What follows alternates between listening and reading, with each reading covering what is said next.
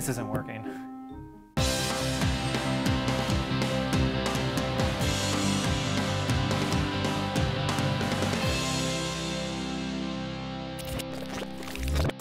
If you do a Google search for a term like how to walk or how to ride a bike, you're going to find a lot less content there on those topics than you are on the topic of goal setting. And that's because people learn how to walk and ride bikes a heck of a lot easier than setting goals, or more accurately, accomplishing goals. So maybe you're watching this video thinking that you don't know how to set goals because you never end up accomplishing them.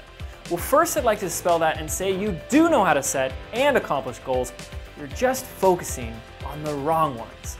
You see, the big mistake people make is focusing on monetary or financial goals. Someone tells you to make it measurable, timestamp it, and write it down. So you say, I will make $100,000 by the end of 2015, and you walk away. And then it doesn't happen. So what the heck? Well, here's the problem. Making money can be a very intangible and esoteric process. I can say, go do 100 push-ups right now, and you either do it or you don't. And then I can say, go make $100, and that can set you off into all sorts of directions. You may be able to do it, you may not, but there's a lot less certainty or clarity on the how. And that's what we need to focus on. A true goal must be more than just a financial number that you write down. It must be actionable.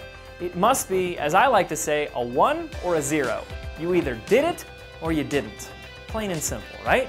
So the secret to doing this is actually removing the money as much as possible, especially because people have weird relationships with money in the first place. And that's a topic for another time.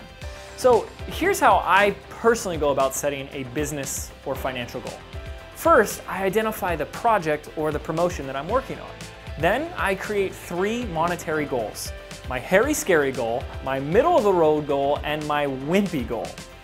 Try this out for yourself right now. It makes throwing a financial number out there so much easier. So for example, let's say our wimpy goal is $1,000. Our middle of the road is $2,500, and our big hairy scary goal is $5,000.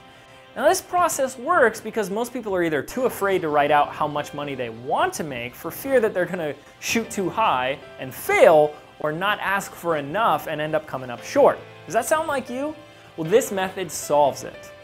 Okay. Now we need that by when date, right? Is it the end of your launch or promotion? Is this a financial goal on a monthly basis or by the end of the year?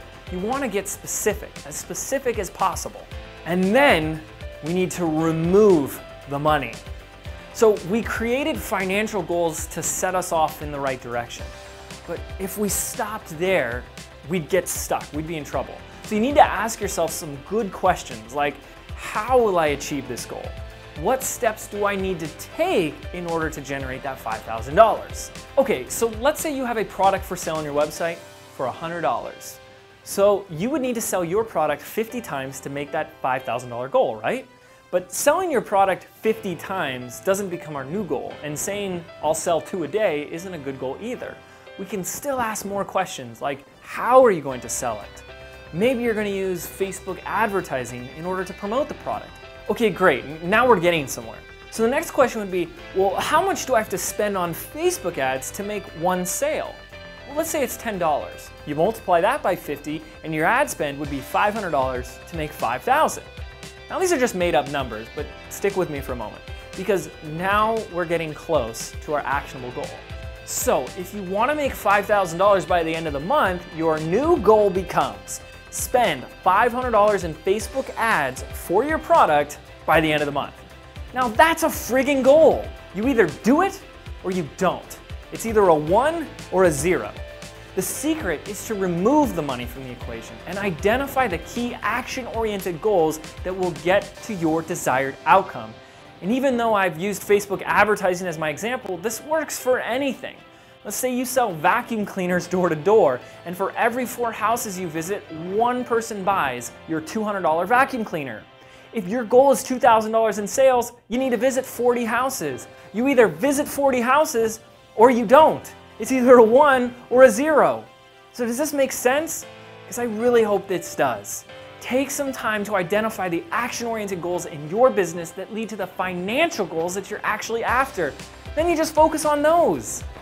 Now, I want to end by restating that I don't think anyone here is bad at setting goals, although a lot of people tend to think they are. So here's what I want to do. In the comments below, post a specific non-work related goal of any kind, not business, not money oriented. Maybe it's to do your first handstand, or hold your breath for 2 minutes. Watch season 3 of House of Cards in one day.